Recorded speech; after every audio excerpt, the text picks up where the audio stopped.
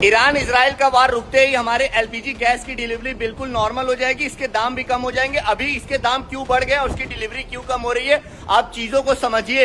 अभी Iran Israel का वार चल रहा है तो उससे क्या होता है, स्ट्रेट ऑफ हॉर्मुज़ जहां से हमारी एलपीजी एलएनजी गैस जो हमारी क्रॉस होती थी। आप एक चीज समझो, एलपीजी दुनिया की सबसे खतरनाक जो जहाज होती है वो एलएनजी होती है, उसके बाद एलपीजी। अगर गलती से उस पर सोचो एक भी ड्रोन गिरा तो भाई साहब क्या होगा, उसकी कंडीशन क्या होगी। सोचो भाई साहब, बहुत बड़ा समुद्र में आग लग जाएगा, आसपास की दुनिया तबाह हो जाएगी। एलएनजी इतना विषैला जहाज होता है। तो सोचिए, अभी देखिए उसके ऑनर जिसका जहाज है भाई साहब 1500 करोड़ रुपए के जहाज आते हैं, 1000 करोड़ के। सोचो अगर भाई नॉर्मल हम और आप 10 लाख 15 लाख की गाड़ी ले लेते हैं, उसको 10-12 दिन में पहुंचते हैं, तो जो ये 500-600 करोड़ की जहाज है जो समुद्र में चलवा रहा है, तो वो क्या सोचेगा हमारे जहाजों पे ड्रोन गिरे? कोई नहीं सोचेगा भाई साहब। तो इससे क्या होगा, देखो एक तो आदमी रिस्क ले रहा है एलएनजी एलपीजी जहाज पे।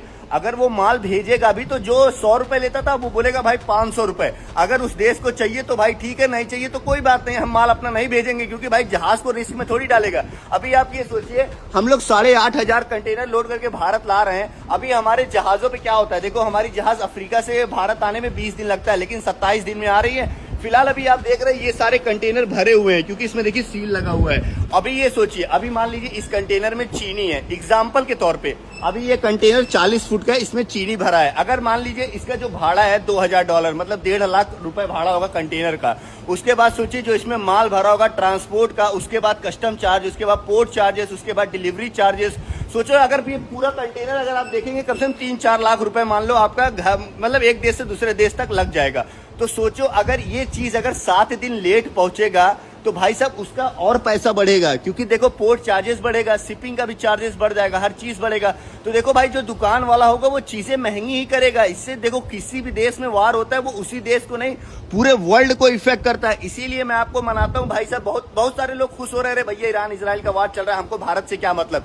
सबसे ज्यादा इफेक्ट भारत को ही पड़ेगा, ये चीज मैं आपको लिख के देता हूँ। स्ट्रेट ऑफ हॉर्मुज़, अभी मैं ईरान की कल न्यूज पढ़ रहा था, उसमें देखा 3-4 देशों को उसने अलाउ किया है, जैसे पाकिस्तान, उसके बाद चाइना, एक जहाज एक देश कोई और, जिस मतलब वो लोग वहां से उनकी जहाजें क्रॉस कर सकती हैं।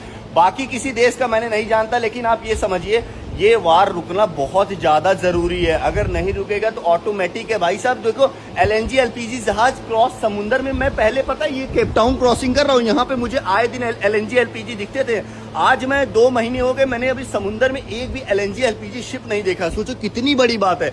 तो भाई साहब मैं यही मनाऊंगा भगवान से कि जितनी जल्दी हो सके उतनी जल्दी वार रुके। फिलहाल आप देख सकते हैं पूरा समुद्र खाली है भाई साहब। ये देखो एक भी जहाज नहीं दिख रहा है भाई साहब। सोचो पहले ये आए दिन 2-2, 3-3 जहाज दिखते थे, माल ही नहीं है तो जहाज क्या करेंगे।